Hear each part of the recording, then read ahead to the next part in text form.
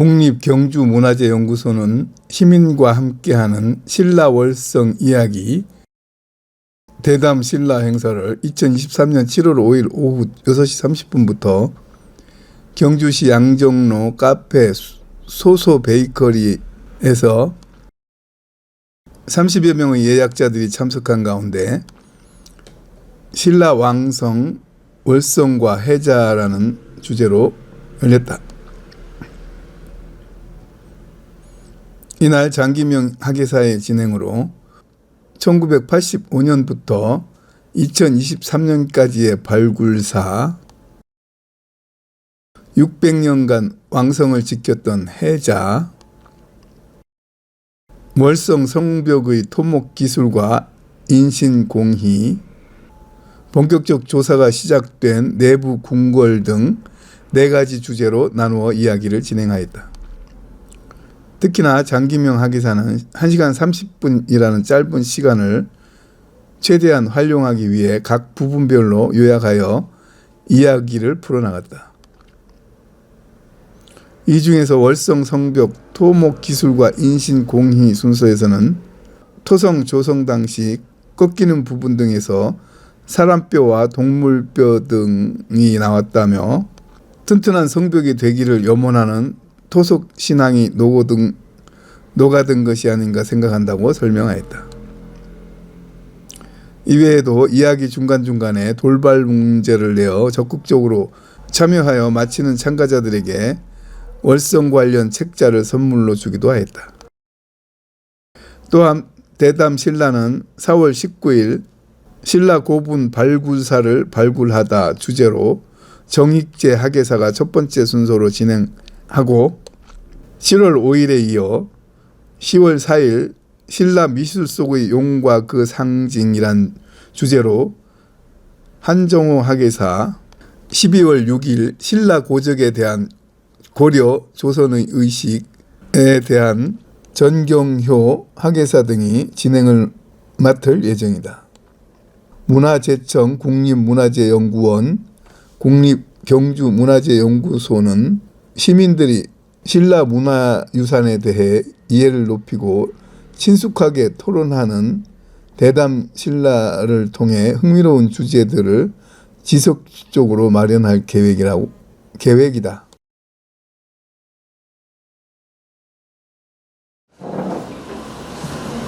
시작하기 전에 잠깐 몇 가지 저희들 광고 말씀 좀 드릴게요.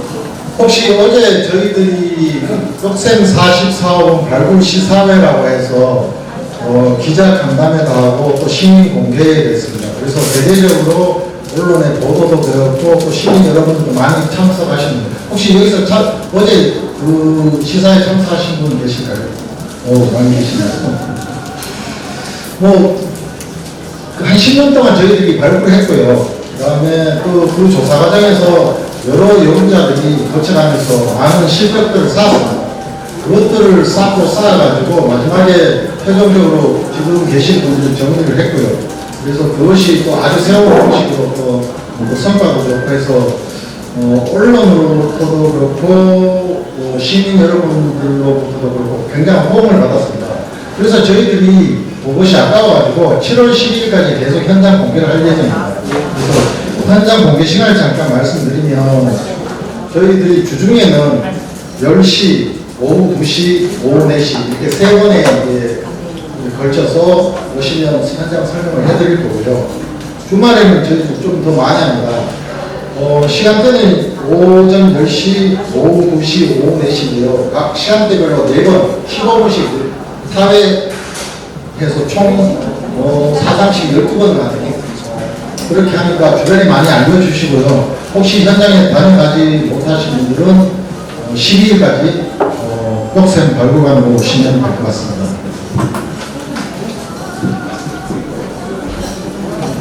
네, 그럼 시작을 할게요. 저희들이 지난 4월에 신라 고분에 대해서 저희들이 한번 말씀을 드렸습니다. 신라 고분, 특히 신의 신라 고분이죠.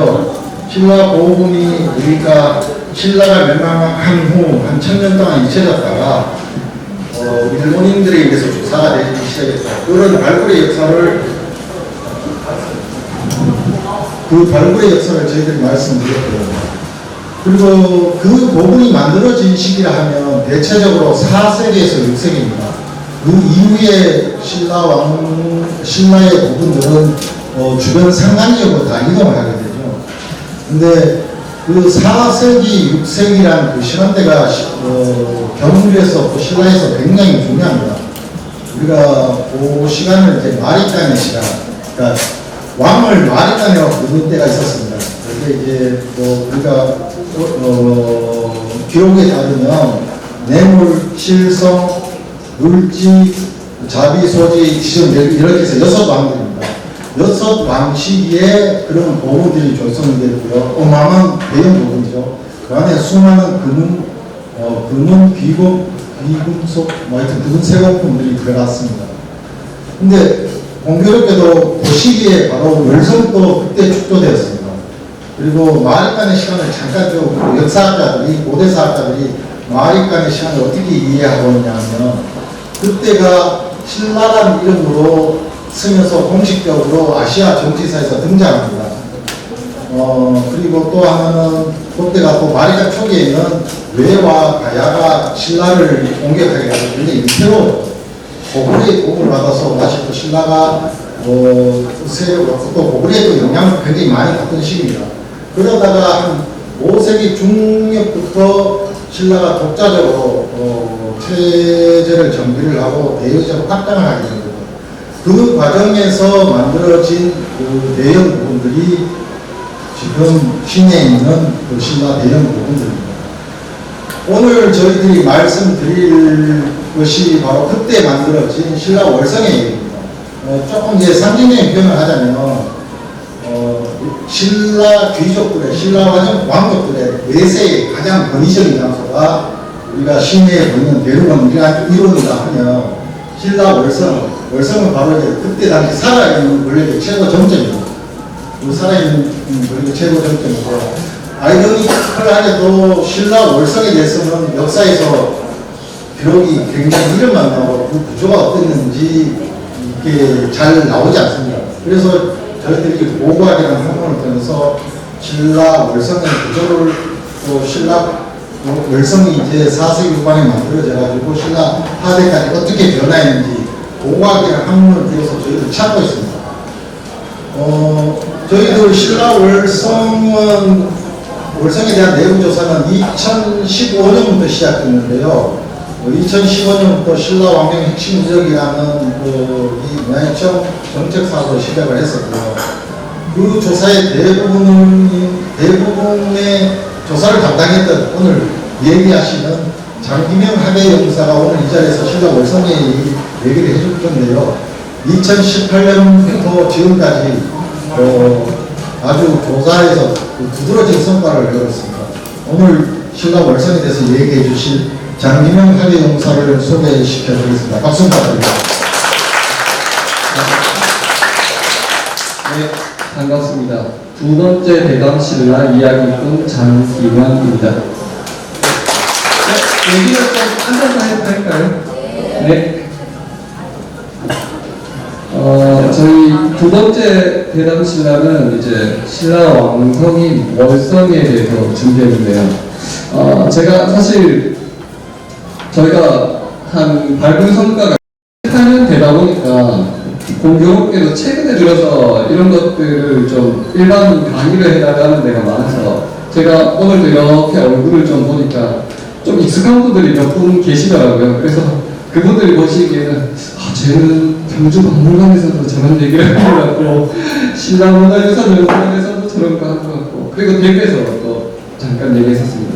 그리고 이제 아마 네 번째인데 제가 강연을 좀 일반인 그냥 대담을 하다 보니까 그런 생각이 들더라고요. 이게 어떤 데서는 아무래도 더 요청하는 대로 하니까 계속 제가 강의식을 쭉 얘기를 합니다. 근데 궁금하시고 중간에 이해 안 되는 것도 있고 너무 그런 게 많아요. 근데 마지막에는 이제 한 5분 정도 질문하라고 하니까 다들 질문을 생각했다가도 다 까먹어버리고 그 다음에 물어야 되는데 못 묻고 이런 경우도 있다 하더라고요. 그래서 제가 조금 오늘 같은 경우에는 아무래도 저희 연구소에서 하는 거니까 방식을 좀 정말 포크 방식으로 해서 필요한 내용만 제가 말씀드리고 중간중간에 정말 이야기하듯이 뭐 궁금한 게 있으면 바로바로 물어보시고 바로바로 대답하고 이렇게 한번 시도를 해보려고 합니다. 괜찮으신가요?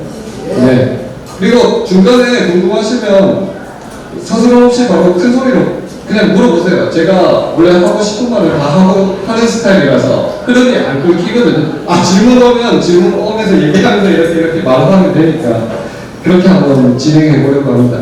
그리고 저희가 중간중간에 돌발 퀴즈를 한 좀 4-5개 정도 준비했습니다. 거기에서 이제 답변을 맞추시는 분한테는 여기 보이는 저희 책자를 또 소정의 선물로 드리고자 합니다. 그래서 그렇게 좀 진행을 하면서 저희 오늘 얘기를 해보도록 하겠습니다. 저희 아마 그 안내 자료에는 이렇게 4꼭지로 그 대담신라를 한다고 되어 있을 텐데, 근데 제가 쭉 다녀보니까 보통 2시간 하는데 저희는 1시간 반이잖아요. 중간에 조금 쉴 수도 있고. 근데 해보니까 처음에 이 발굴사 얘기할 때는 집중력이 제일 좋을 때라서 잘 들으시다가 패자쯤 가면 좀 지치시다가 다시 성적쯤 오면 여기서 인신공양 이런 얘기하거든요. 갑자기 또 집중도가 확 올라가요. 그리고 이제 내부 분걸 얘기하면 이제 끝날 때쯤이니까 집중도가 또 확 떨어져요. 그래서 제가 생각할 때는 아마 4꼭지 잡혀 있는데 제가 보고 반응 봐서 임의로 넘어갈 거 넘어가고 뭐 이렇게 하겠습니다. 그리고 보도자료가 지금 시각자료를 활용해서 좀 너무 막 많이 나간다 이렇게 돼서 저도 욕심을 내서 사진을 많이 넣다 보니까 내용이 너무 많더라고요. 그래서 또 사실 제 실수입니다. 2시간짜리인 줄 알았어요. 그래서 막 만들다가 1시간 반 이내 해야 되니까 이렇게 좀 진행해 보도록 하겠습니다. 저희 워낙 여기 오신 분들은 경주 분이 대부분이고 학부열이 대단하신 분들만 오니까 월성이 어디 있다 이런 거는 시작 안 해도 될 것 같습니다. 그리고 지금 여기 월정교에서 이제 꺾여서 들어오면서 사실 저희가 발굴도 정말 열심히 하는데 오히려 여기가 핫플레이스가 되면서 이거는 좋네요. 저희가 같이 끌고 있는 느낌이에요. 여기서 TV 촬영이랑 많이 오거든요. 그래서 위치도 그냥 넘어가도록 하겠습니다. 그리고 관련해서 기록 얘기인데요. 기록은 사실 저희가 왕성임에도 불구하고 그리고 이 경주가 지금 대한민국으로 치면 서울이잖아요. 그럼에도 불구하고 문헌 기록에는 기록이 많지 않습니다. 그리고 그 기록 중에서도 두드러지는 게 지금 101년 이때 파사왕 22년에 쌓았다. 이 기록이랑 그 다음에 지금 아까 실장님이 잠깐 말씀하신 그 말간 시기 고구려랑 외랑의 그 침입 때문에 계속 이렇게 좀 공정에 처했을 때 명할성이 한 17년 정도 대피했다가 이제 왕성을 월성을 꽂혀서 돌아왔다. 이 기록 정도가 좀 부드러지게 활용이 되고 있습니다. 근데 문제는 기록 얘기해서 조금 조심스럽긴 한데 이 초기 기록이라는 것 자체가 연대가 조금 좀 검토가 필요합니다. 다 사실이 아닌 건 아니지만 그 연대 시간, 정확한 시간에 대해서는 조금 검토가 필요합니다. 그래서 저희가 발굴조사제라는 측면도 있고요. 네. 그리고 발굴 이제 그 역사에 대한 얘기인데 이 일제강점기 역사를 좀 안 짚고 넘어갈 수가 없습니다. 잠깐만 언급하자면 저희가 식민지 역사라는 불행한 기간이 있었던 만큼 아무래도 근대적으로 발굴 이런 거 하면 여기서부터 언급을 하고 지나갑니다. 다만 지금 이 구간들이 지금 월정교 옆에서 이 남성백하고 조사하고 지금부터 조사하는 구간이거든요. 이 구간들을 이제 이 도리유조라는 사람이 14년이랑 1917년에 타면서 건드리긴 건드렸는데 결론적으로 뭐라고 결론이 났을까요? 이때 성벽이 이렇게 지었다 이렇게 결론이 났을까요? 이렇게 묻는 거 보면 안 그렇죠. 그때 교동폐총이라고 그러니까 조개더미 쓰레기 이런 데라고 결론이 났습니다. 왜냐하면 이 당시에 일본인들이 일단은 토성이라고 하는 흙으로 거대하게 쌓은 이 구조물에 대한 당시 이해도가 별로 없었어요. 그리고 당시 일본의 고고학적 수준으로도 이걸 발굴할 수 있는 수준이 아니었고요. 또 하나는 이들이 그때 관심 있었던 거는 여기가 아닙니다. 어디겠습니까? 무덤. 와, 역시 무덤. 거기다 화려한 황금 뭐 이런 거 보고 거기에 이제 유물을 가져가고 자기들이 이제 옛날에 여기가 먼저 뭐 식민지 지배의 역사를 전달하기 위한 그런 근거로 쓰기 위해서 썼던. 근데 자기들은 여기를 파보니까 왕성이라고 계속 구전되면서 파봤는데 이게 감당이 안 되는 거죠. 파도 뭔지 모르겠고 중간에 저기 껍데기 막 나오고 이러니까 자기들이 제일 익숙한 게 뭡니까? 폐총. 아, 이거 저기 떡이 있는 폐총이다. 그래서 그렇게 결론이 났어요. 근데 이게 조사를 해보니까 그게 아니었던 거고, 지금 굉장히 이렇게 복잡하게 막 연역이랑 이런 게 나오지만, 저희 1914년대 이제 왕성임에도 조사는 딱 한마디로 축약할 수 있습니다. 저희 혹시 월성 왕성 내부에 뭐가 나왔다 이런 뉴스나 이런 얘기 들어보신 적 있어요? 기와조가 많이 나왔다. 벼루. 벼루 얘기하는 거 보니까 정말 학구열이 상당하신데, 네 맞습니다. 진짜 최신 그 2014년 이후에 이제 벼루 많이 나온 단체부터 얘기하는 거. 사실 그 전에는 여기 고문과 월지, 그러니까 옛날 아랍지라고 불리는 거, 이 앞에 79년에 뭉지가 처음 발견이 됐어요. 발굴이 됐어요. 그리고 79년도가 요즘 천마총 계속 홍보하면서 79년부터 이제 박정희 대통령이 있을 때 그 경주 종합정비계획 쭉 세우고 있대죠. 그때 사실은 그 후에 무덤은 쭉 이어졌지만 이 월성 쪽에서 흐지부지해서 크게 언급되고 있지는 않는데 제가 봤을 때는 이 79년에 그 경주 종합정비계획으로 이제 왕성이 당연히 따라 붙어야 되니까 무덤, 왕릉, 왕성 이렇게 좀 기획이 되고 있었던 것 같아요. 근데 거기서 이제 왕릉은 아까 얘기한 대로 죽음의 공간이지만 워낙 화려한 유물들이 많이 나오니까 계속 쭉 갔던 거고, 지금 월성은 이제 가려고 하다가 그 다음에 뭐 이렇게 역사가 많이 바뀌죠. 그러면서 약간 흐지부지된 그런 느낌이고, 그 후에 이제 발굴이 조금씩 재개는 됩니다. 맨 처음에 이 월성을 조사하려고 하면 뭘 조사하냐면 저희가 시굴 조사라고 해서 이렇게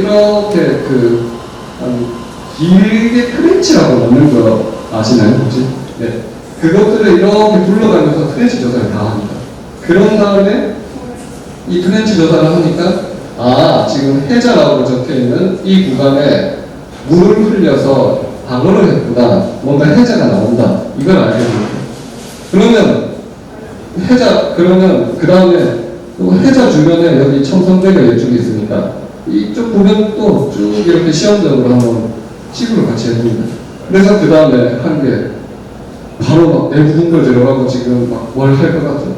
근데 순서도 아직 사실 왕성이라고 하지만 이렇게 원래 살아있는 공간은 잘 생각해 보시면 그 당시에는 굉장히 화려했을 겁니다. 시간 지날수록 약탈해갖고 무너지고 폐허되고 그다음 시간 방치돼서 쌓이고 이러면 이 원래 있던 창고 구조물이라고 하는 것들은 이미 다 없어지고 좋은 유물이나 이런 것도 다 이렇게 가져가고 폐기되기 때문에 거의 남지가 않습니다. 그러다 보니까 발굴조사를 함에도 뭐 이렇게 하부 구조로 건물을 밝히고 뭘 하는데도 뭔가 이목을 막 이끌어내는 그런 게 없는 거예요. 그리고 또 이 왕성이라는 파기가 선뜻 뭔가 시작하기가 부담스러웠던 것 같아요. 그래서 맨 처음에는 이 해자를 따라서 쭉 조사를 합니다. 그리고 그 다음에 이 인근의 건물지를 계속 조사해요. 그러다 보니까 내부는 계속 남겨지는 거예요. 안 파고. 그러다가 이제 2000년대 이후에 넘어가면 이제 여기 보면 2007, 8년에 지하 레이더 탐사라고 이렇게 적혀 있는데 이게 뭐냐면 이거 한번 물어볼까요? 혹시 지하 레이더 탐사가 어떤 건지 아시나요? 좀 비슷합니다. 근데 약간 달라요. 혹시 다른 분 뭔가 이렇게 끌고 가면서 밑으로 레이저를 쏘는 거는 맞거든요. 뭐 레이저라고 표현하면 좀 뭐하지만 전자파를 그러면 거기에서 전자파를 쐈을 때 땅 밑에서 뭐 뒤에 맞고 튕겨져 나올까요? 물, 금속, 또 제일 많은 게 뭘까요? 건물 아래 비춰 이와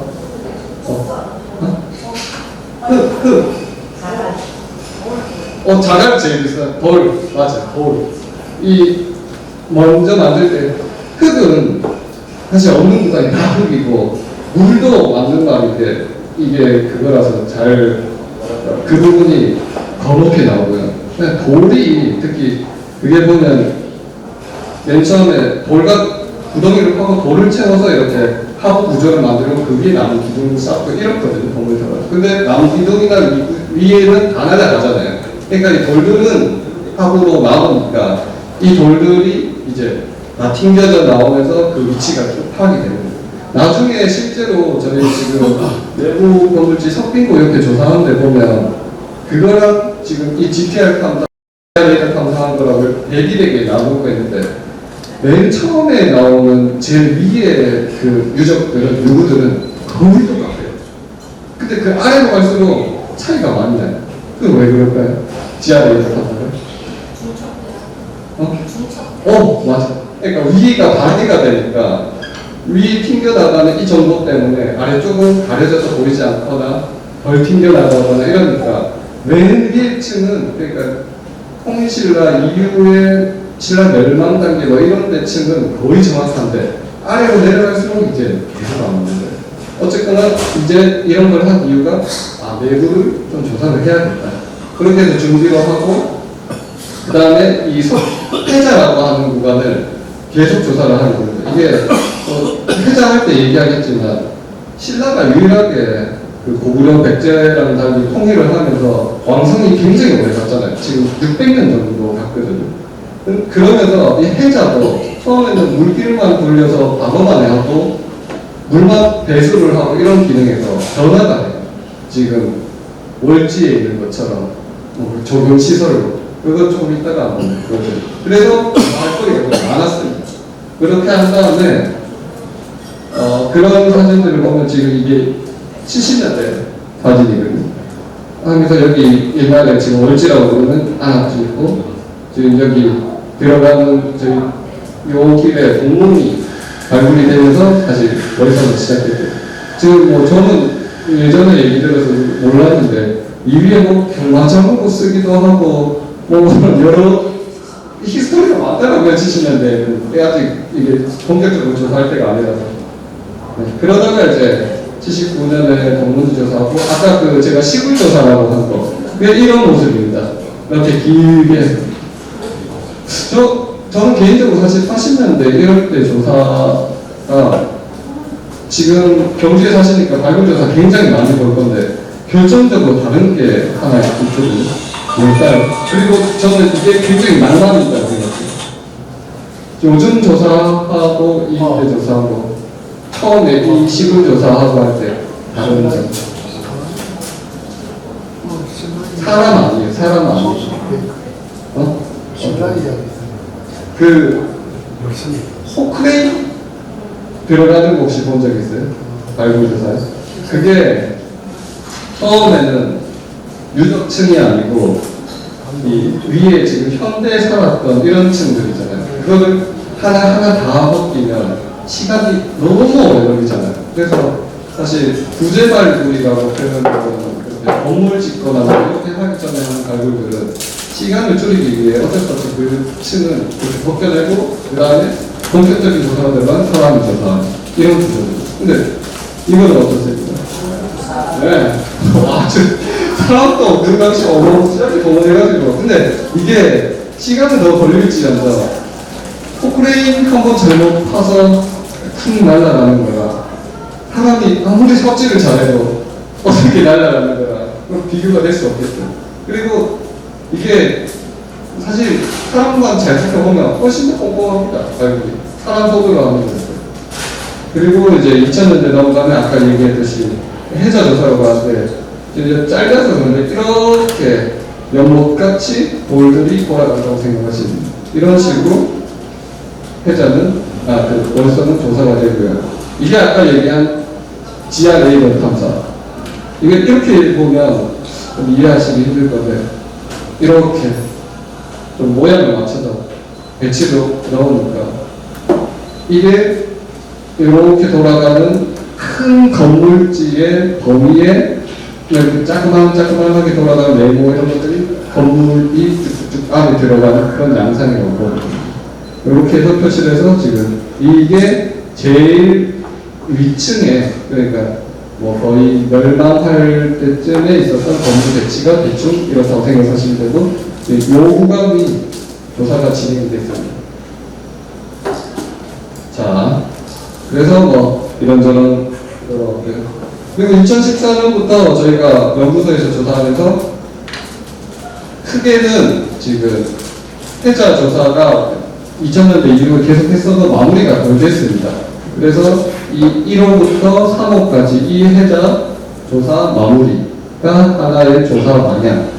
그리고 또 하나의 방향은 이제야 드디어 내부 근거를 보기 위한 여기 C지구라고 하는 석빙고 옆에 있는 이 부분에 대한 건물 조사, 내부 근거 조사.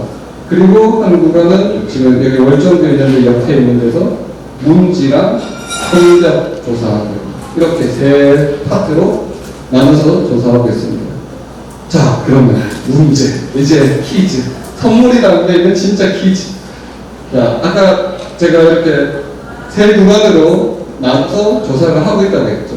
그러면 이 문제 제일 쉽네요. C지구 건물지는 기존에 착수되지 않았던 무엇을 확인하고자 하였고 무엇 벌써 답이 이미 나왔던 것 같은데 네? 유물 네, 그리고 건물 조금 더 정확하게 건물 조금 더 정확하게 뭐 여기 뒤에 분 손들 자체가 중심 건물지 너무 학구적이라서 저는 오히려 되게 일반인적 답변을 지금 했는데 그러면 제가 네 글자인데 네 글자로 할게요. 네 글자로 하는데 내부 땡땡 내부 시설 조금 더 이렇게 내부 건물 좀 더 이게 왕성 아니니까 이게 뭐겠어요? 이 정답. 네, 내부 궁궐 하긴고자 했고 이거는 사실 못 풀기고요. 자, 이제부터는 제가 아마 하면서 말을 하지 않았습니다. 해자지구 조사는 그 135 이제 마지막 마무리 보완 조사라고 했죠. 하면서 뭐뭐 연구를 실시하였다. 저희가 종합적 지금 월성 종합학술 연구이기 때문에 발굴 조사 보고함 말고 다른 조사들도 병행하고 있거든요. 예를 들어 지금 여기 드릴 책자 중에 하나도 지금 문헌 종합책이에요. 이걸 답을 제가 얘기하면 하지 않겠죠. 그런 것처럼 다른 어떤 파트랑 같이 융복한 연구를 하고 있는데 그 파트가 뭘까요? 식생. 식생 이거를 조금 더 포괄하는 한 동식물 정답으로 하겠습니다. 저희는 고환경이라고 표현하는데 동식물까지 다 해서 네네 그래서 왠지 이거 끝까지 하면 답이 안 나올 것 같아서 네 그렇게 하겠습니다. 지금 그러면 그 고환경 연구를 실시하였고 그 다음에 A지구 조사 중에서 성벽은 문지랑 성벽 조사한다고 했잖아요. 성벽은 문헌 기록과 비교하여 무엇을 밝히고자 하였다. 정답. 어떻게 이렇게 빨리 맞춰요? 맞습니다. 이게 성벽이 물론 연대만 가지고 하는 게 아니고 그때 토목 기술이 있기 때문에 그런 것도 밝히고자 하는데 어쨌거나 좀 한번 비교해서 정확한 연대가 정말 다른 연대가 있을까 그걸 보고자 지금 기획했습니다. 그러면 넘어가기 전에 그래도 한번 그 선물 증대를 하고 넘어가겠습니다. 그럼 일단은 킵해놨다가 저희 지금 12분이 있어서 문제 수는 충분히 맞을 것 같아요. 나중에 나가시기 전에 저 문제 정답자입니다 이렇게 얘기해 주십시오. 일단 3번. 네. 문제가 어떠나요? 좀 어렵나요? 근데 정답이 금방 나오는 거 보면 그렇게 난이도가 있는 것 같진 않아요. 잘 들으면 저도 모르게 얘기하면서 답이 툭툭툭 튀어나왔기 때문에 맞을 수 있을 것 같습니다. 네. 그래서 이제 앞에서부터 사실 많이 건너뛰었지만 이렇게 월성 조사는 됐고 2014년 이후에 이제 2015, 14년 12월부터 지금까지는 이제 월성 종합 학술 연구라고 해서 아까 얘기했다시피 발굴을 보고하기는 것뿐만 아니라 문헌, 고환경, 그 고환경 안에 뭐 동물, 식물, 뭐 그다음에 수로 이런 것까지 다 포함돼. 그게 이 얘기입니다. 대략 학제가 융화 뭐 어쩌고 저쩌고 어려운 얘기로 되어 있지만 그렇게 종합적 연구를 한다는 그런 말입니다. 그리고 뭐 이 뒤에 것들은 저희가 행사도 많이 하거든요. 여기가 문화공간으로 하고죠. 그래서 아마 사진 촬영대 뭐또 올가을에 되면 이제 빛의 궁궐 월성 뭐 이런 데서 야간 개방 행사 이런 것도 하니까 그런 게 저희가 요즘은 조사하고 연구만 해서는 시민들한테 다가갈 수 없으니까 그런 것도 하니까 좀 많이 참석해달라고 이 페이지는 그런 목적으로 넣었습니다. 자, 이제 그러면 본격적으로 해자로 한번 들어가 보겠습니다. 해자로 들어와서 저희가 해자가 보면 여기서부터 물이 들어와서 이렇게 물이 흘러나갑니다. 이 아래쪽에는 잘 아시다시피 남천, 뭐 옛날에 문천이라고 했죠. 이렇게 해서 그리고 그래서 아래쪽에는 자연하천이 흘러서 방어가 되고 위쪽에는 인위적으로 이렇게 또한을 파서 방어를 하는 구조입니다. 그리고 이런 구조들이 저희가 지금 1호에서 3호 해자 여기 구간을 지금 마무리 조사를 했다고 했죠. 21년에 마무리가 됐습니다. 그리고 지금 현재 가보시면 정비가 되어 있죠. 정비된 거 보셨을 겁니다. 아마 거기 따라서 이렇게 본군으로 넘어가니까. 그러면 지금 정비된 게 원래부터 해자의 모양이었을까요? 그러면 그거는 언제 모양일까요? 왜 이렇게 잘하세요? 감회 받으세요 혹시? 혹시 직원분 중에 자제분이니까 이런 건 아니죠? 아 그렇습니까? 아 너무 잘하시는데. 네 맞습니다. 저희 이제 월성이 신라가 이제 통일된 후에 처음에는 그렇게 연못처럼 돌로 이렇게 둘러친 연못처럼 되어 있는 게 아니고 그거보다 폭도 훨씬 넓고 그것보다 이렇게 물도 더 많이 그렇게 아니 크게 하나로 연결돼 있었어요. 근데 통일하니까 이제 좀 요즘 용어로 플렉스를 하는 거죠. 아 이제 통일했으니까 이렇게 좀 좁은 시설로 해야겠다. 그래서 어떻게 보면 비유를 좀 하자면 지금 월지가 이렇게 있는 거를 약간 축소시켜서 그거를 7개 정도 이 앞에 이렇게 쭉 만들었다고 생각하면 돼요. 그리고 그 7개가 이렇게 있으면 사이사이에는 나중에 보면 이게 지금 정비된 조강건데 이 사이사이에 이렇게 작은 좁은 입출식으로 물이 빠지고 이렇게 흘러서 내려가는 거죠. 그리고 이게 가능했던 거는 지금 이 지점부터 이 끝 지점까지가 한 고도가 11에서 12m 정도 차이가 납니다. 그래서 지형적으로 자연스럽게 이렇게 흐를 수 있는 구조였던 겁니다. 그러면 지금 이게 지금 보건정비 해놓은 게 월성 원래 저희가 조사할 때랑 실제 크기랑 어떨까요? 실제 크기를 그대로 복원했을까요? 아니면 좀 작게 만들었을까요? 크게 만들었을까요? 축소. 그거 왜 이렇게 잘하지? 그러면 몇 프로 정도 축소했을까요? 40%. 절반은 너무 아니고 조금 더. 그보다 좀 더 크게. 70. 조금 더 크게.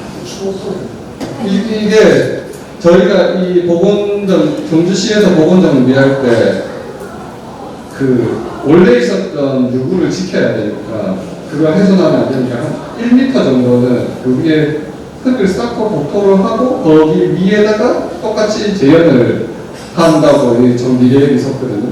그러면 1m만큼 올라간 높이에서 만들게 되잖아요. 그랬을 때 정답은 90%거든요. 이게 그냥 90이 좋아, 숫자가 90이 너무 좋아 이게 아니고 그 1m 올렸을 때 90% 축소하면 그게 비율이 밑에 원래 있는 비율이랑 가장 비슷해요. 왜냐하면 이게 1m를 올렸는데 똑같은 사이즈로 복원을 하면 성벽이 원래도 시간이 지나서 많이 깎였는데 밑에는 더 올라가고 위에는 더 깎인 것 같고 그 다음에 지금 청성대나 뭐 이런 건물들이 뭐 예전 높이는 아니지만 어쨌거나 그 지금 높이 때문에 약간 높아져 있지만 그런 뭐랄까 경감이라고 하는 이런 요소가 다 반영이 되어 있는데 여기만 인위적으로 올린 다음에 똑같이 만들면 이게 너무 부각돼 버리고 옆에를 죽이고 이렇게 되기 때문에 그걸 계산해 보니까 90%로 하면 가장 실제 크기랑 비슷한 체감 효과를 가질 수 있다. 이렇게 해서 복원을 했습니다. 이게 복원이 좀 잘못되면 옛날 복원 방식에서 사실 월정료가 실제로 한 4배 큰 거거든요. 그래서 너무 물론 거대해져서 지금 랜드마크가 되어버렸지만 조금 옛날 그 경관이라고 생각하면 조금 안 맞아질 수 있어요. 그러니까 그 사람들이 원래 4배만큼 크게 만들려고 한 게 아니고 그때는 하천이 흐르니까 뭐 10년, 20년에 한 번 오더라도 범람의 위험이 있고 뭐 그거에 맞춰서 이 폭은 돼야 된다. 그 다음에 이 높이는 어떻게 돼야 된다. 그리고 상부 구조를 어디에서 모델을 갖고 오면 이렇게 해야 된다. 이게 다 종합되면 이제 조금 처음 의도랑은 다르게 뭐 그렇게 될 수도 있습니다. 네. 어쨌거나 그래서 해자에서는 지금 여기가 한 3m 정도 물이 흘러서 퇴적이 됐거든요. 이게 이 해자라는 공간을 600년 정도 물이 계속 흐르다 보니까 이만큼 쌓이는 거예요. 그 중에서 이렇게 지금 한 이 정도까지가 통일신라 이전에도 투연해자라고 그냥 구덩이를 파서 넓게 정말 방어용으로 그리고 물 빠지기 위해 만든 해자가 있었습니다. 그리고 그런 한계가 이제 통일 전까지 있었는데 그 해자 동안은 이 정도 한 1.5에서 1.8m 정도 퇴적될 정도로 썼고요. 그 다음에 통일한 후에는 이제 1.5m, 1.2m 정도 퇴적할 정도로 또 계속 썼습니다. 근데 이 퇴적 양상에서 보면 유물에서도 시기 차이가 많이 나지만 이 뭐랄까 그게 너무 달라요. 이 저희가 고환경 조사를 같이 한다고 했죠. 그래서 쌓이는 저는 유물뿐만 아니라 뭐가 쌓이는지 그런 걸 보거든요. 그러니까 퇴적이 뭐가 되는지 그리고 그 흙 같은 것도 물성이나 이런 걸 보면 그때 물이 빨리 흘렀는지 늦게 흘렀는지 담겨서 오래 있었는지 어떻게 됐는지 이걸 보면 확실히 차이 나는 게 이렇게 처음에 수혈해자라고 해서 무더기 해자로 이렇게 크게 만들었을 때는 물 유속도 깊고 오히려 파기 때문에 조금 더 빨라요. 그리고 이 뭐랄까 어쨌거나 방어나 이런 물 빼는 게 먼저 그 용도이기 때문에 뭐 그 퇴적물 같은 것도 이렇게 부유성 뭐 좀 쉽게 말하면 이렇게 둥둥 떠다니는 이런 것들은 너무 빨리 흘러가고 해서 퇴적될 그게 없이 쭉 가버리고 약간 무게감 있는 애들 위주로만 퇴적되고 그 다음에 이 통일신라 넘어가면 사실 되게 이 사진 보면 운치 가득한 그런 연못 석축으로 짠 연못이잖아요. 그리고 요 조금 출수로 물이 차면 넘어가고 이런 구조잖아요. 그러니까 당연히 유속도 느리고 거기에 따라서 퇴적되는 물질들도 가벼운 것도 퇴적이 될 수 있고 이런 식으로 그러다 보면 위에 있었던 식생도 달라져요. 그러니까 원래는 지금은 무슨 보호작물이 된 것 같은데 가시연꽃이 원래 엄청 많았대요. 근데 그게 이제 그런 식생도 바뀌고 뭐 하면서 그것도 좀 변화가 있고 그런 식으로 좀 변화가 있었던 것 같습니다. 그리고 이 수혈회자 이 단계 때 저희가 지금 여기서 보면 녹색 이렇게 손이 보이시나요? 이게 지금 아래쪽에 있는 이렇게 나무 판자거든요. 이 나무 판자가 구조가 좀 이해하기 어려우실 텐데 이렇게 생각하면 이 나무 기둥이 일단 이렇게 서 있고요. 이게 한 1.5에서 1.7m 정도 서 있고 그 다음에 이게 자빠져 있지만 이 판자벽이 나무 기둥 서 있는데 이렇게 뒤를 갖다 대서 판자벽 같은 게 이렇게 쭉 가는 구조라고 생각하면 됩니다. 이게 수혈 해자를 만들고 구덩이 해자를 만들고 이 그 일정한 폭으로 다시 원래 있던 해자를 파고 이런 것들을 막 세워요. 자, 그럼 여기서 이거 왜 만들었을까요? 나무를 좋아해서 만들었을까요? 땡. 간척? 간척. 조금 뭐 다른 구조물을 유지하기 위해서, 지키기 위해서. 처음에는 사실 조사단에서도 그렇게 된 거예요. 이 구조물을 지키기 위해서 여기 구조에 맞췄다. 근데 조사를 하다 보니까 이 폭이 지금 맨 위에 석축계자 이거 돌 라인인데 이 폭이랑 비슷한데 한 25에서 30m 폭이 일정했어요. 이 쭉 따라가면서 나오는. 근데 수혈회자 원래 판 구덩이 라인은 일정하지 않았어요. 어떤 거는 넓은 데는 막 45m, 좁은 데는 폭이 25m 막 이랬거든요. 근데 이거는 거의 일정하게 30m 내외로 이렇게 쭉. 그러면 이 일정하게 한 거에서 저희는 힌트를 얻었는데 물 배수 관련이 있는 것 같아요. 왜냐하면 저희가 지금 이걸로 볼까요? 이게 석축계자의 표현한 자료이긴 한데 45m, 25m 차이 날 수 있는 이유가 이거거든요. 이렇게 바깥선을 쭉 라인을 이렇게 그리면 바깥에서 이렇게 끄을 때는 사실 이렇게 끄면 대충 이렇게 성벽이 돌아가니까 둘레에 맞춰서 이렇게 둥둥하게 끄는 것 같은데 사실 실상을 보면 이 성벽 자체도 이렇게 선은 있지만 들어갔다 나왔다 이런 구간이 있기 때문에 가장 들어가는 부분은 바깥선이 일정하더라도 폭은 훨씬 넓어지고 성벽이 튀어나오는 부분은 좁아지고 이렇게 되는 거예요. 그러면 물이 흐르는데 폭이 좁은 데는 유속이 빠르고 넘치기 쉽고 폭이 넓은 데는 갑자기 물이 팍 퍼져서 유속도 느려지고 갑자기 뭔가 뭐 그지부지되고 그러니까 이게 배수가 일정하지가 않는 거예요. 그러다 보니까 이제 조금 이게 바깥선을 일정하게 맞추는 게 문제가 아니다 이렇게 생각을 했던 것 같아요. 그래서 이제 이 바깥선 나온 데는 들어간 데는 여기에 맞춰서 좀 더 안쪽으로 넣으면 폭이 30m가 되고 바깥선이 이제 많이 튀어나온 데는 밖으로 빠면 빼서 다시 내리면 30m 정도 그렇게 해서 일정한 폭으로 이렇게 맞춘 그런 효과를 누리는 거죠. 그리고 네?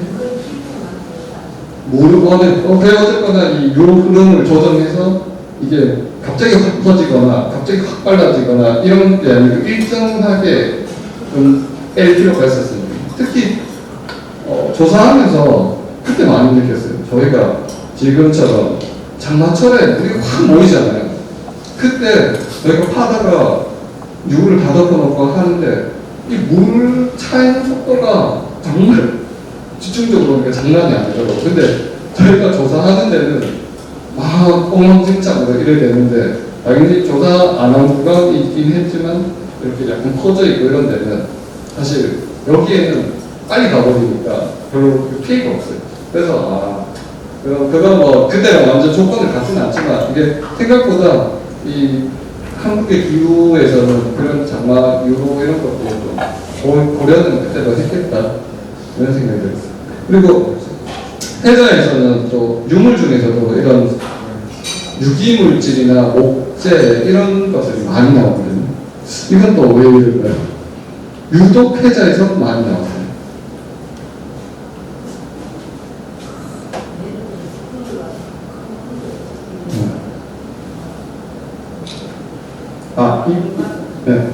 이게 원래 왕성이라서 유물이 많이 물건이 좋은 것들도 많았겠지만 패자 조건이 좀 관련이 있거든요.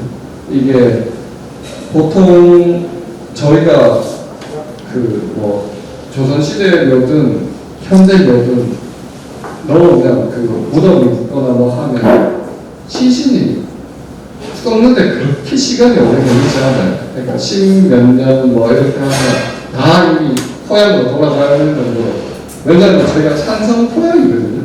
그래서 잘 썩어요. 그리고 왜 풍수지리에서 나온 잘 썩고 이런 것들이 훨씬 더 풍수지리적으로 좋은 터고 이런 거예요. 근데 회자와 같이 이런 식으로 뻘같이 되어 있는 데는 이게 일정하게 그 조건이 유지되고 그 공기 같은 것도 일정하게 유지되고 뭐 하기 때문에 조건이 그대로 쭉 유지돼요.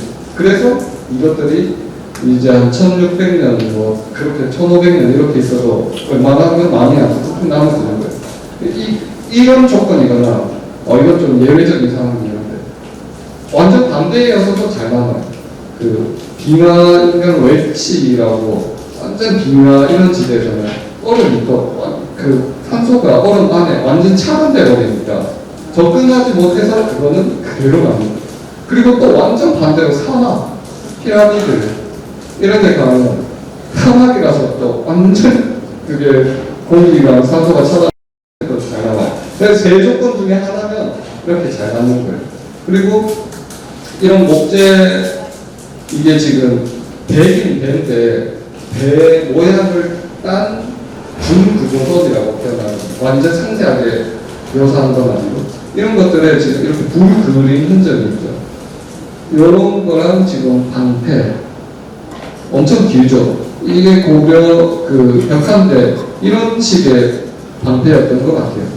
저희가 이게 벽화나 이런 데서 저랬나 보다라고 상상은 하고 추정은 해봤지만 사실 실제 자료가 안 나오니까 이게 사실 뭐 속된 말로 행렬만 할 때 의장용으로 혹은 외주기용으로 썼는지 진짜 전투에 썼는지 알 수 없었잖아요. 근데 여기 실물이 나오니까 이제 또 이런 데 동심원도 막 있고 이런 표현도 있고 그리고 아까 배 같은 것도 이렇게 불태워서 이렇게 의뢰를 하면서 뛰어서 보내고 이러니까 이제 실물 보고는 아는 거예요. 아 이게 해자 안에서도 의뢰로 뭐 이런 걸 넣고 뭘 하기도 했구나. 그리고 이 배 자료 같은 경우에는 아마 삼국시대 이런 배가 손에 꼽힐 정도로 아마 5점 채 안 될 거예요. 그리고 이렇게 이 정도 남은 사례도 극히 드물고 이런 자료를 좀 해자라는 조건 때문에 이제 확보를 할 수 있었죠. 그리고 뭐 이런 토 같은 것 중에서도 이렇게 이런 걸 쓴 뭐 소부드 주장 이런 것들이 나왔는데 그러니까 이게 나온 층이 오히려 더 좀 이유가 있었거든요. 이게 한 6세기 중엽 한 550 뭐 이 언저리에 나오니까 이미 저희는 실크로드 이런 걸로 해서 통일신라 이후에 중국도 넘어서 중앙아시아까지도 교류하고 뭐 이렇게 생각은 했지만 생각보다 훨씬 더 빨리 그들의 존재를 인지하고 있었던 거예요. 물론 거기까지 직접적으로 통했는지는 고구려 통해서 통했는지 중국 통했는지 모르겠지만 어쨌거나 이미 500년대 초통일 전에도 이런 거를 만들 수 있다는 거는 이거를 들어서 하는 건 불가능하고 직접 오고 뭐 어디 중국에서 만났건 어디서 했건 했기 때문에 이게 가능한 거예요. 네, 그리고 뭐 이런 문헌사에서 이제 중요한 이런 목간 같은 거 이런 목간 나오고 또 대체로 근데 이런 것들이 그 목간자를 보면 막 비밀 문서 뭐 궁금한 이런 거 이렇게 생각하는데 대체로 내용은 그런 거예요. 어디 촌에서 뭐 하만에서 사람 몇명 징발했다 이런 행정 문서들 이런 게 제일 많아요. 근데 어쨌거나 당시 그 기록 자체를 보여주는 거기 때문에 굉장히 중요합니다. 네, 그래서 석주패자가 이렇게 조사를 했고 지금 봉합조사에서 가장 중점적이었던 것은 이런 거였습니다. 지금 이것까지가 1990년대 조사한 건데 여기에서 가운데가 띄었죠. 이거 이유가 바깥에만 일단 구조물을 파악한다고 먼저 이렇게 조사를 했었고요. 그래서 이 안이 이렇게 내부는 그냥 뭐 우르르면서 내부 퇴적된 건데 뭐 이렇게 생각을 했던 거죠. 그래서 이제 뒤에 보안 조사는 이 내부 퇴적되는 걸 파야지 아까 그 보여드린 자료들이 나오잖아요. 그래서 그거 하면서 보고학 조사뿐만 아니라 고환경 조사를 같이 하니까 제가 지금 쭉 얘기할 수 있는 비전문가, 고환경의 비전문가지만 뭐 유속이 어땠고 뭐 이런 게 왜 이렇게 남았고 이런 얘기를 할 수 있는 거죠. 네, 그래서 뭐 석축회사는 앞에서 좀 얘기했으니까 좀 빨리 지나가겠습니다. 그리고 이런 고환경에서 되게 얘기로만 하면 엄청 전문적이고 제가 뭐 전문적으로 얘기했는지 모르겠지만 하여튼 그런 건데 실제로는 저희가 옆에서 조사하고 분석하는 거 보니까 이것도 엄청 노가다요. 힘들어요. 지금 이거 보이시죠? 이게 뭐냐면 지금 이렇게 퇴적도에서 저희는 사실 조사하면서 유물을 이렇게 수습하고 이 구조 조사하는데 이 사람들은 여기 이 흙에다가 이런 거 박아가지고 샘플을 채취한 다음에 이걸 다 체질을 찾아서 물에 띄우고 뭐 띄우고 그렇게 해서 일단은 기초적으로 손발이 많이 가는 작업이 간 후에야 이걸 가지고 분석하고 뭐하고 해서 그런 내용이 나오는 거죠. 그리고 물 뭐 담고 뭐 배수 빼고 그런 내용들도 지금 저희 건축팀, 보건축팀 이런 팀이 있어서 시뮬레이션으로 이런 구조 이렇게 누르고 이거를 좀 한번 비교를 해봅니다. 그러다 보니까 이게 실제 조사한 거랑 현대 그 뭐 구조물 빠지는 거랑 뭐 얼마큼 다른지 이런 걸 볼 수 있는 거죠. 해서 이렇게 아까 가시연꽃 같은 게 많은 구조라고 했죠. 종자 같은 게 어마무지하게 많이 나왔습니다. 2만 점, 3만 점 뭐 이렇게 나왔는데 그리고 다 체질해서 이제 비율적으로 좀 맞춰보니까 해자가 한 5세기쯤에 그러니까 400 몇 년도에는 이런 구조였구나. 지금 2022년이잖아요. 400 몇 년이라고 하면 1600년 뭐 이 정도 전인데 이 그 발굴한 조사와 고환경 조사를 같이 병해서 이렇게 찾을 수 있는 거죠. 식생이 대충 이랬고 실제로 인문적으로는 인공학적으로는 이렇게 뭘 쳤고 환자별을 쳤고 이게 오해하기 쉬운 게 저희가 지금 저기 승문대라고 저희 운영센터 건물에서 AR, VR로 전시를 하거든요. 이런 걸 기반으로 해서 이거는 2D지만 거기는 이제 가상현실로. 근데 그거 보시면 이거 뭐 이쁘게 만들려고 이렇게 했나? 이렇게 생각할 수 있는데 그게 아니고 사실 이 스케치로 이쁘게 만들려면 얼마든지 이쁘게 만들 수 있죠. 그게 목표라면. 근데 그게 아니고 진짜 당시 과거에 어떻게 생겼는지 어떻게 뭐가 있었는지 현실적으로 보증을 하면 이런 환경이다. 이거를 얘기를 하고 싶었던. 그리고 이거는 2D지만 거기 가시면 나중에 저희 7월 중순 이후에 방문해서 보시면 AR, VR로 이제 실감으로 이렇게 막 벽에 돌아가고 이런 구조로 보실 수 있을 겁니다. 자, 그래서 이제 긴장이 풀리기 전에 해자의 마지막 문제. 해자가 이제 통일 기점으로 이제 석축해자 바뀌었다는 얘기는 했었죠. 그리고 이게 제가 말하다 보니까 이것도 다음을 미리 얘기한 것 같은데 해자뿐만 아니라 이제 발천이라고 그 위에 발천이 그러는데 거기도 그 석축으로 내가 배주로를 만들거든요. 변형하는데 원래 폭이 한 15m, 13m다가 나중에 최후의 폭은 한 5m까지 줘요. 한 번에 1 수준. 그리고 대신 특제로 정각에 막 난간, 다리 이런 걸 막 설치하거든요. 그리고 아까 고환경 분석에서도 여기가 왕경, 그러니까 지금으로 치면 서울의 강남 뭐 이런 식으로 개발이 되다 보니까 되게 사찰도 많이 들어오고 그 건물지도 많이 들어오고 기와가리 건물도 많이 들어오고 하면서 환경이 엄청 변해요. 인문적 그리고 자연적인 경우는. 근데 결국은 그 요소 중에 지금 해자가 아주 조금 입출수로 물을 빼고 연못처럼 만들 수 있었고 발전도 3분의 1 수준으로 줄일 수 있었고, 지금 황명사 최근에 광장이라고 50m짜리 광장 옆에 암로 배수로라고 표현하는데, 위에 이렇게 돌로 가려놓고 밑에 아래쪽으로 지하로 이렇게 돌로 배수로 빼지는 구조거든요. 이런 걸 할 수 있었는데, 이 기술이 획기적으로 발전한 데 있었어요. 건축은 너무 넓었어. 돌 만드는 기술이 아니고. 배수. 물 빼는 기술. 이게, 물 빼는 기술이 그래서 뭐 어때서 이러는데, 굉장히 중요한 이유가 지금 이렇게 돼 있어요. 예전에 이 경주 지형이라는 게 선상지 지형이라고 부르거든요. 지금 그래서 이렇게 하천 3개가 성산강, 북천, 남천 이렇게 해서 다 동남아에 수도 있고, 지금 이렇게 하늘색이 뭐냐 하면 습지, 물이 연출돼서 습지 있는 그런 구조예요. 그래서 이렇게 물이 실제로 선상지 지형에는 여기에서 지하로 들어갔다가 이쯤에 오면 용축을 해서 이렇게 지하수가 이렇게 빠져요. 그래서 이런 물 빠지고 이런 것들을 조절하지 않으면 이게 좀 힘들어요. 그래서 황명사도 그렇게 한 2m 정도 땅을 더 다져서 습지 지형이라서 그래서 사찰이 들어가고 이런 거예요.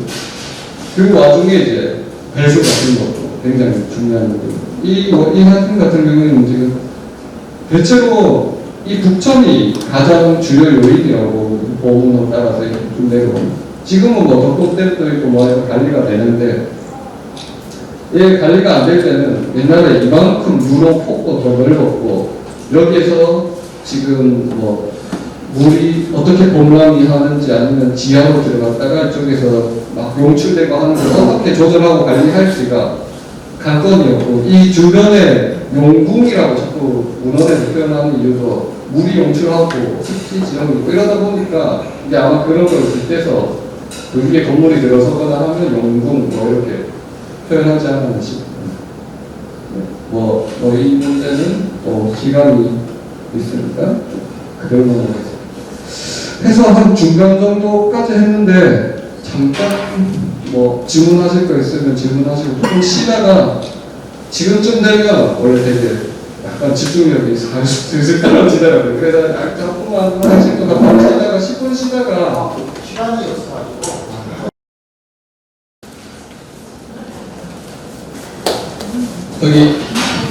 어떻게 이거 제가 말씀드린 게 수준이 조금 이해하기 어려우신가요? 조금 더 쉽게 얘기를 할까요? 아니면 이게 수준이 너무 낮나요? 우리를 모르고 보고 지금 이렇게 쉽게 얘기하는 거야 이런 건가요? 좋습니까? 네. 근데 생각보다 경제분들 대체로 다 경제분들이죠. 네, 있으니까 저희끼리니까 하는 얘기인데 확실히 경제분들이 많이 아세요. 이게 보통은 얘기하면 아무래도 이 지역구는 아니거나 하면 일단은 월성 왕성이다부터 시작해서 얘기를 막 하고, 그 다음에 좀 구조 얘기나 이런 거 할 때 무슨 얘기를 하는 거지 이러는데 중간중간에 제가 여쭤보니까 너무 다들 잘하셔서 제가 오히려 조금 더 전문적으로 얘기를 해야 되나 이 생각을 할 정도로. 네, 그렇습니다. 그리고 제가 보니까 저희가 8시까지 여기를 대여했는데 지금 시간이 한 30분 정도밖에 안 남은 것 같더라고요. 그래서 가장 집중하시는 인신공명 얘기를 차라리 조금 더 길게 하면서 이 대담을 좀 마치고자 합니다. 뒤에 아마 외부 건물지 이런 등등의 얘기는 이제 발굴이 시작된 거라서 아마 또 저희가 이런 자리로 모시고 얘기할 기회가 좀 더 있을 것 같습니다. 네, 그래서 넘어가면 저희가 지금 성적 구간을 2군데 했습니다. 지금 여기 아까 계속 말씀드린 월정교로 있다는 이 월정교로 들어갔을 때 가장 처음에 들어오는 이 문이 있었다고 생각합니다. 이 구간. 여기 서성대. 그 다음에 지금 아까 도리 유저간에 일본이 좀 건드렸던 남성대. 이 두 구간을 지금 조사를 했거든요.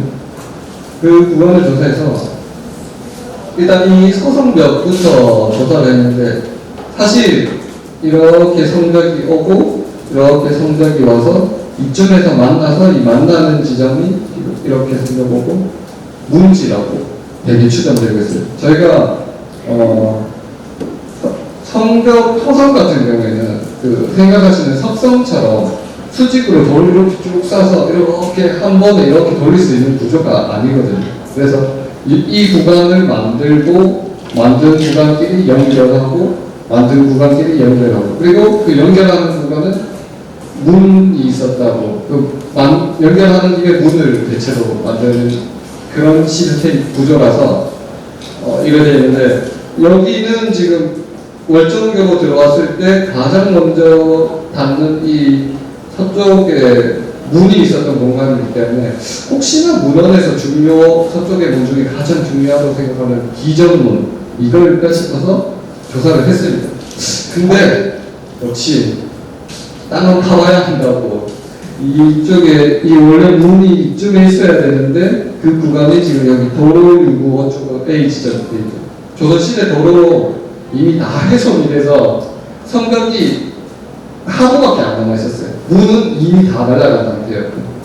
근데 뭐 생각해보면 당연한 게 지금 삼국시대 때 구조물이 남아있을 때는 당연히 거기로 문을 통했을 거고요. 나중에 무너지고 뭐 해도 원래 한번 문이거나 길인 곳은 계속 살아있어요.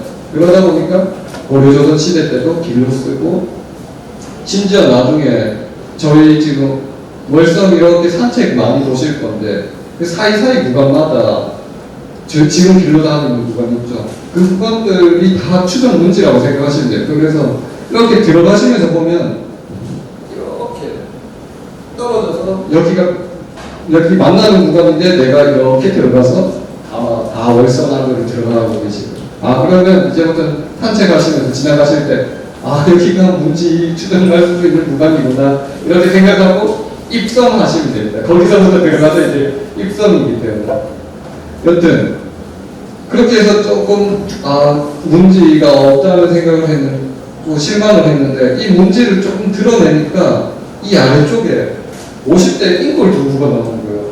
그래서 분명히 성벽만 나는 구간인데 무덤이 있을 자리도 아닌데 이게 왜 나왔지? 하고 이제 시작이 됐습니다. 근데 지금 이 지점인데요. 지금 그래서 이 성벽이 이렇게 시작을 하고 이 아래쪽인데 2017년에 한번 발견되고 2021년에 이렇게 또 10살 전후에 이제 어린아이 인구까지. 그래서 지금 이 한 3, 4m 이 좁은 구간에서 3구가 지금 확인됐습니다. 성벽 같은 경우에는 그래서 좀 구조를 좀 이해하셔야 되는데 이게 제가 JTBC에서 저희 2021년에 보고했을 때 만들어 준 게 있어서 이거 잠깐 보면서 얘기를 했어요. 왜냐하면 이걸 2017년 후에 2021년에 여기를 성벽 조사를 같이 하게 되는데 그 이유가 그거예요. 그래, 성벽에서 인골이 나왔다는 건 알겠다. 근데 그러면 성벽을 만드는 어느 과정에 들어갔고 왜 들어갔고 이런 걸 밝혔어야 돼요. 그래서 2021년에 저희가 이걸 얘기했습니다. 지금 보면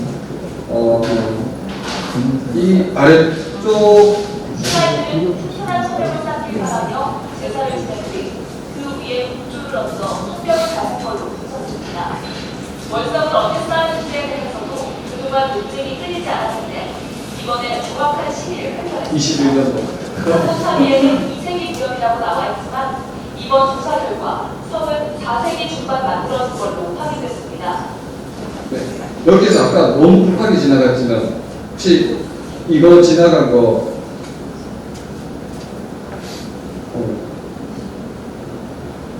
보셨나요? 지금 원래 땅이 있고 그 다음에 성벽 이제 아래쪽에 기초부를 이렇게 넓게 만드는데 성벽 범위만큼 왜냐하면 기초를 튼튼하게 해야 되거든요. 습지 지형이라서 또 좀 약해요. 그리고는 토성에서 가장 중요한 거는 사실 이 구조물입니다. 왜냐하면 이 토성이 수직으로 쌓지 못해요. 그래서 이 가운데 중앙의 중심 골조 기능을 하는 이런 중앙 뼈대를 먼저 만들어야 돼요. 그리고 범위, 성벽 범위를 이거를 덮어쓰게끔 이렇게 만들어서 성벽을 만들어요. 석성이랑 많이 다르죠. 석성이랑 결정적인 차이가 외벽에 보이는 게 돌로 수직으로 쌓느냐, 흙으로 쌓아서 이렇게 45도 각도를 보이느냐, 이것도 다르지만 석성은 어쨌거나 이 수직 쌓는데 치중하는 구조가 이게 중점이 있어서 이걸 어떻게든 수직으로 유지해야 되기 때문에 뒤쪽에서 흙을 받치거나 뒤쪽에서 비슷하게 돌을 받치거나 해서 이걸 받쳐갖고 이걸 쌓게끔 하고, 이거는 반대로 어차피 흙으로 만들면 저희 그 토목공학 쪽에서 안식각이라고 해서 막 수직에 가깝게 60도만 올리고 하더라도 결국은 비 오고 적침입하고 뭐 유실되고 하면 이렇게 깎여요. 그래서 이 45도 각도로 돌아갈 수밖에 없어요. 그렇기 때문에 그러면 이 각도를 유지한 채로 가장 크게 만들 수 있는 게 방식이 뭐냐 했을 때 이렇게 만드는 방법이고, 그냥 외벽에 똑같이 석성처럼 치중해서 만들면 이렇게 무너집니다. 그러면 여기서 이제 인골이 그러면 어디 있느냐? 이 가장 중앙 골조 만들기 전 바로 가장자리 옆에. 그러니까 이게 기초 공사 시작하고 본격 공사하기 전에 그 바로 옆에 지금 이렇게 뒤에 좀 나오겠네요. 이게 중앙 골조거든요. 이렇게 만들어서 지금 이 돌이 이 중앙 골조 끄트머리인데 여기부터 나와요. 지금 이렇게 머리가 나오고 있죠.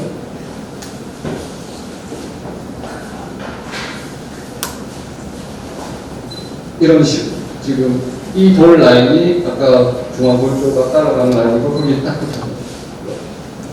그래서 이게 본격 공사가 시작하기 전에 성벽이 무너지지 말라고 그때 사전에 제사를 먼저 지내고 시작을 했구나.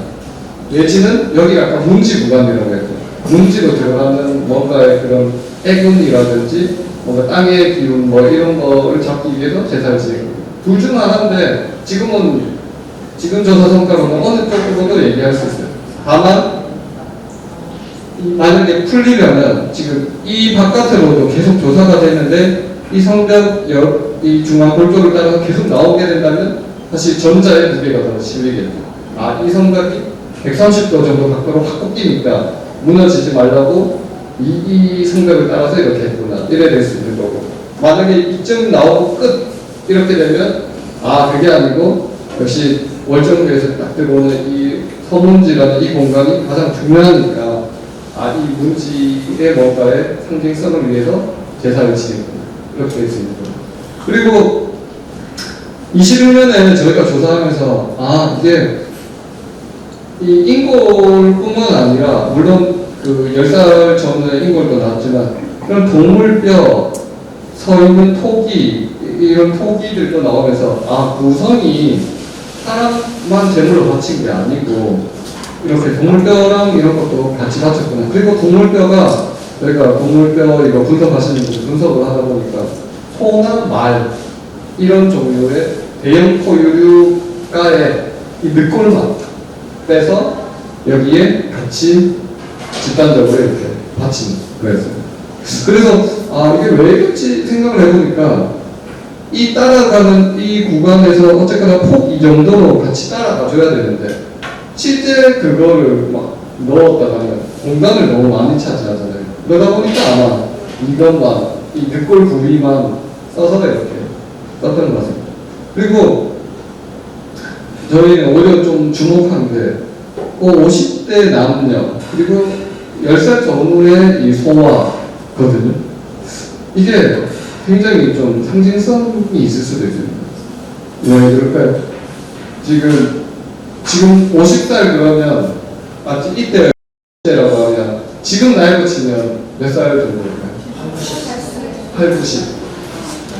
한 100세 가까이 돼요. 왜냐하면 이때 기계 수명이 30에서 뭐 40이 채 안 되면 35 조금 전후 뭐 이렇기 때문에 이때 50대까지 했다면 지금으로 치면 안 돼요.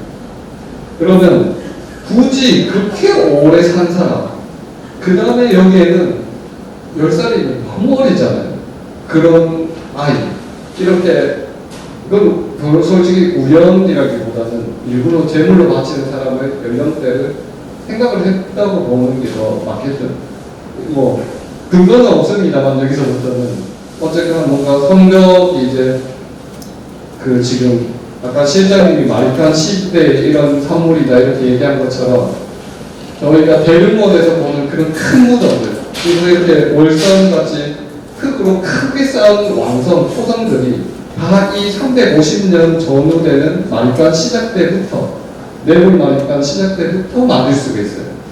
그래서 뭔가 이런 제사 같은 것도 하는 게 처음으로 이렇게 크게 만드니까 그거에 따른 기원 제사일 수도 있고 뭐 이런 의미가 있는 거거든요. 그래서 어쨌거나 그런 거에서 이제 뭔가 각 푸른 그런 그런 어린 에너지 그리고 매우 장수하신 그런 오래오래 뒀더라 뭐 이런 의미가 담겨 있을 수도 있는 거죠.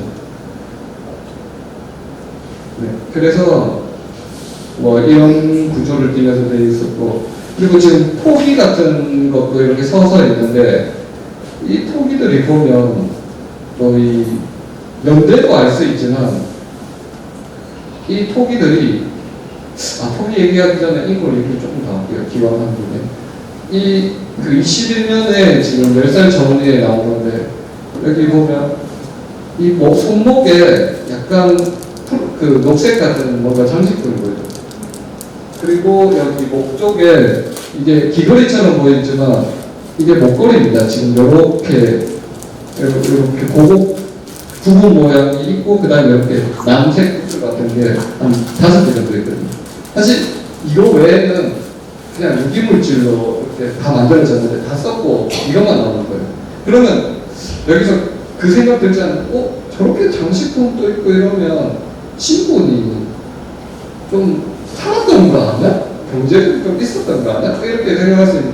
사실 이것들이 이 시기의 무덤에서 가장 아래층에서 나오는 그런 용물들입니다. 그리고 많지도 않아요. 보통은 목걸이로 썼다 하면 막 500점 뭐 이렇게 다 돌아가게끔 보통 나오는데 지금 5개 있다고 했죠.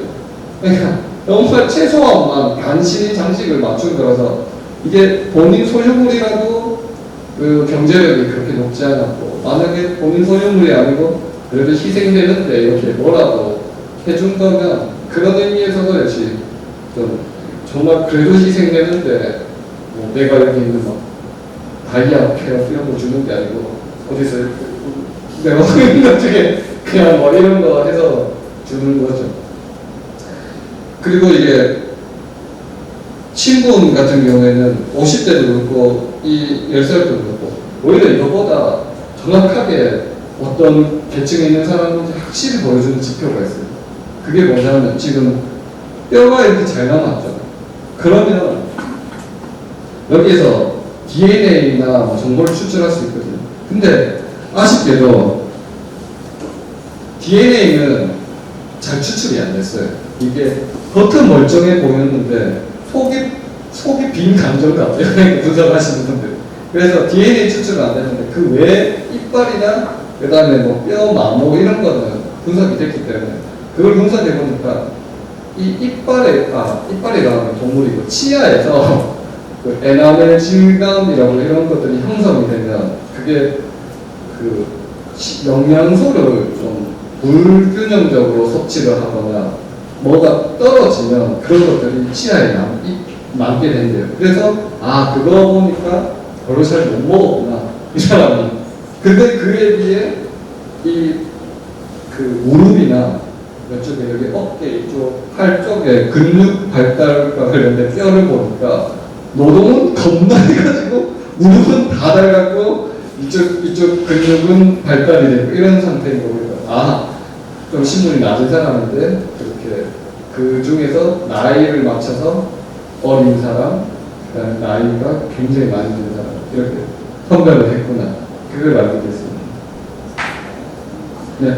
그리고 이거 지금 이거 뭐 아직 해석해야 될 문제인데 아까 여기 팔찌 쪽에 하나 이거 있는 것처럼 치장품 있는 것처럼 여기 복숭아 씨가 손가락 사이에 있는데 이거는 좀 무슨 의미인지 잘 모르겠는데 뭐 도가 뭐 이런 거 끌어올 수도 있겠지만 이건 워낙 해석적인 문제라서 그렇게 하고 옆에 이제 토기가 이렇게 있었는데 엑스레이를 찍어보니까 이 토기 안에 이렇게 앞 구형 아가리라고 표현하는데 이게 제가 상스러운 말을 쓰는 게 아니고 원래 여기 하는데 아가리라고 이런 걸 표현도 합니다.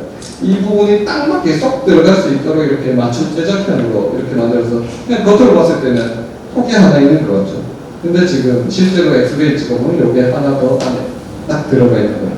그리고 이렇게 흙이 차있죠, 여기까지. 사실 이 부분이 더 중요했어요. 폭이든 그것까지는 알 수 있거든요. 연대. 왜냐하면 고고학에서 이 연대 분석하는 방법이 발달했기 때문에 포기를 보면 25년 단위로 연대 측정이 가능해요. 그래서 300년부터 325년까지 만든 토기, 325년부터 350년까지 만든 토기 이렇게. 그래서 연대 측정할 수 있는 거고, 그리고 그 기형을 보니까 기형이 다 뭔가 액체 담합에 쓰는 기형들 이런 항아리도 액체 담고 그 다음에 이런 톡이랑 여기 딱 부어먹고 좋은 이런 톡이랑 지금 우리 컵처럼 생긴 컵형 톡이라고 맨날 손잡이 있는 그런 톡이들만 나왔어요. 그래서 그거 보니까 뭔가 액체를 따르고 액체를 부어서 먹은 이런 톡이들만 부자됐구나. 그리고 이 안에 이렇게 담겨져 있는 게 물론 이게 이 사이로 흙이 조금씩 스며들면서 흙이 담긴 거지만 여기까지가 아마 찐득찐득하게 점성 뛰는 거 봐서 원래 뭐 액체가 있었는데 그게 흙이랑 이렇게 붙어가지고 그렇게 된 거죠. 저는 사실 여기에서 엄청 기대되거든요. 이게 이 액체가 뭐냐에 따라서 솔직히 스토리가 좀 나오는 문제였어요. 왜냐하면 이 사람들이 들어갔을 때의 문제인데 이때는 이렇게 사람까지 희생해가면서 저렇게 한 이유가 뭔가 이 성전 만들면서 보여주기식으로 퍼포먼스를 엄청나게 한 거잖아요. 근데 이 퍼포먼스를 장대하게 하는데 그것도 지금 그때 뭐 TV나 이런 게 있는 게 아니니까 왕정이라고 경주에 여기 사는 것 자체가 그런 신분이 사람한테 정말 뭐 충격을 줘야지 여기서 퍼지고 소문이 퍼지고 뭐 이렇게 할 거잖아요. 그렇게 사람까지 희생해가면서 물론 이때는 지금 생명연리가 아니지만 어쨌거나 그렇게 하면서 하는데 엄청 극대화하게 표현해야 되잖아요. 근데 이 사람들이 어떻게 들어갈까요? 죽어서 죽은 시체를 이렇게 하면 이게 조금 모양새 빠지죠. 근데 살아있는 상태에서 희생을 시킨다고 하면 그거는 또 이게 사실 저도 생각 안 하고 있다가 일반인들이 가장 질문을 많이 하는데 이 사람이 살아서 들어갔어요? 죽어서 들어갔어요? 이랬는데 저희는 사실 이렇게 나오는 순간 이 사람은 이 순간 죽었다 이렇게 판단이 돼요. 왜냐하면 산 상태에서는 발버둥 칠 수밖에 없어요. 그렇기 때문에 뭐 이 어린 소년 어린 사람 말고 그 50대한테 아무리 네가 여기서 희생되면 내가 네 가족 잘 돌봐줄게. 그래서 자기가 마음먹고 가더라도 거기서 너 죽어라 하는 순간 고통에 몸부림치거나 이렇게 될 수밖에 없거든요. 근데 이 말은 근데 뭐 외상이 아무런 외상 흔적이 없었어요. 그 말은 이 경우의 수가 둘 중 하나라고 하더라고요. 이 목을 칼이나 날카로운 걸로 이렇게 하면 즉사하니까 그 순간 눕혀놓고 이렇게 하면 외상으로 그게 살인격이 들어가니까 아무 외상 흔적이 없이 즉사할 수 있고 또 하나는 독분물. 그게 근데 생각해보면 독분물 차원은 제일 좋아요. 자발적으로 이렇게 하고 눕고 거기에서 이렇게 뭔가 제사를 지내는 거. 그래서 사실 이게 들어있는 게 뭔가 그런 특성 뭐가 나오면 이건 스토리가 너무 괜찮지 않나? 좀 개연성 있지 않나? 이렇게 혼자 상상을 했는데 결국은 이것도 DNA 분석처럼 너무 오래 지나서 알 수가 없습니다. 저는 사실 여기서 술이라도 알코올이라도 나올 줄 알았어요. 그랬는데 너무 오래돼서 이건 알 수가 없습니다. 그래서 그럼 김 빠지는 얘기로 끝이 나더라고요. 네. 여담이었고. 그리고 마지막으로 이 임신공의가 이렇게 지금 성벽 중앙골조가 계속 진행이 될 거고, 그 사람이 이렇게 따라서 계속 갈 수도 있어요.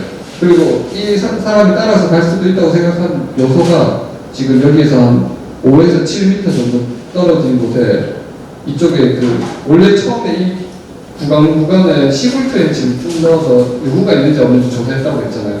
그 구간에 여기 넣었을 때, 그리고 90년대에 이 근처에 건물지 조사한다고 했을 때 딱 이 표시한 여기에서 이렇게 표현이 되어 있어요. 뭐라고 했냐면 뭐 2.5에서 3m 정도 내리니까 재층이 검은색 층이 나왔는데 거기에 인골이 나왔다. 그리고 뭐 50 지금 이 지점이죠. 당시에 시골 조사할 때 이 지점에서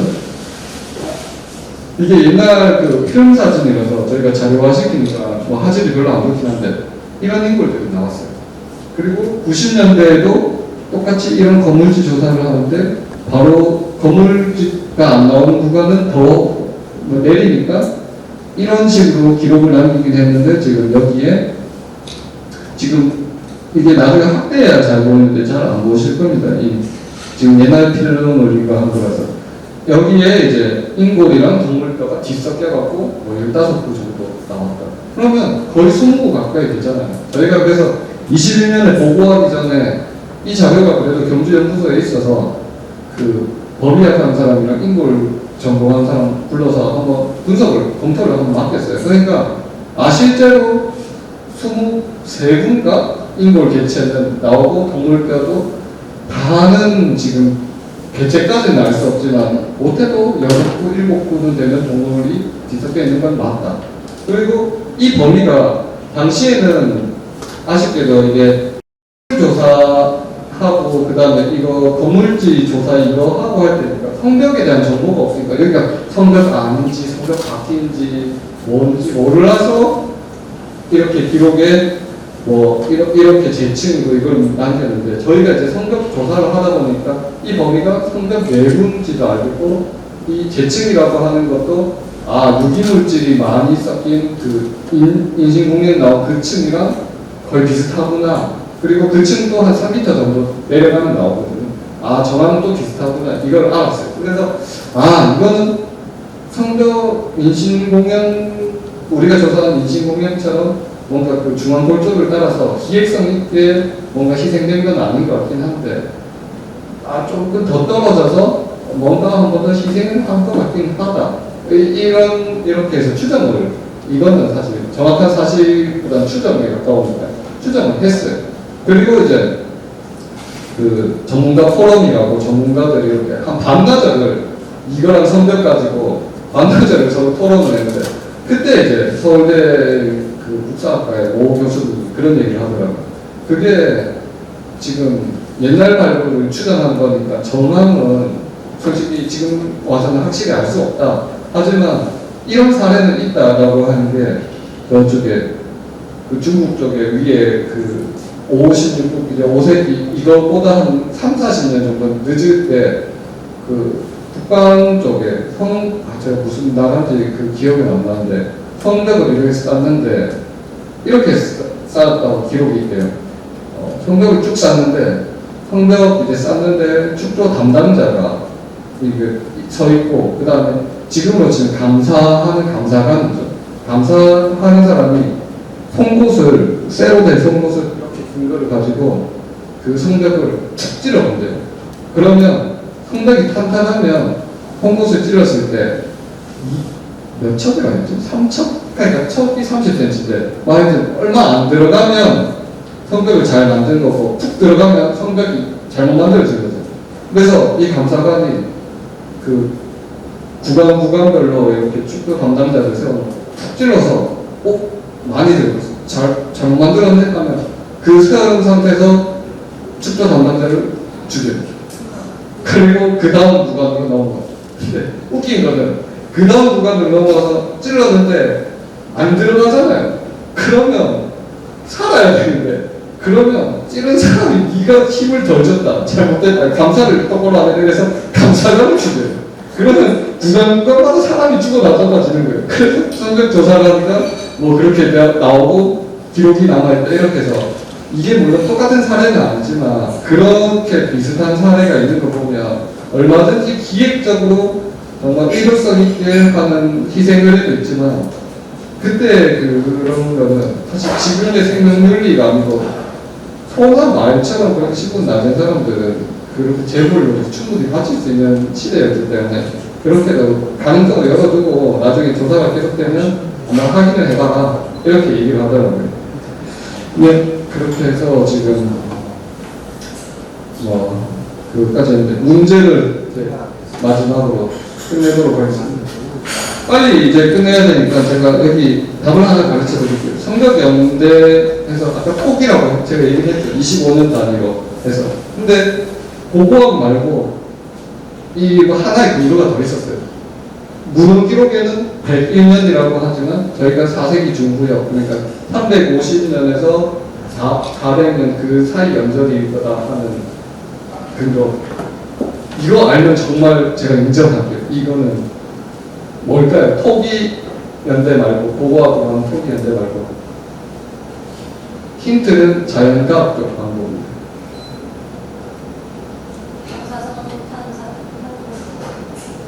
고고학? 어떻게 이걸 아시지? 맞아요. 방사선 연대 측정. 그게 거기 이걸 맞추는 건 제가 말이 안 나요.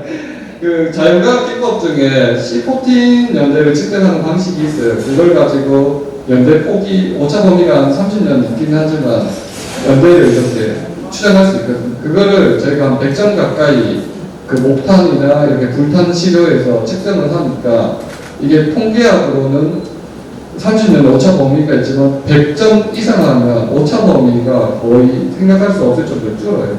그렇게 해보니까 이것도 350에서 아마 400 사이고 토기 연대도 그 사이고 이러니까 이거는 아마 이 기록보다는 이 기록이 더 사실에 가까울 거다 이렇게 알 수 있었던 거죠.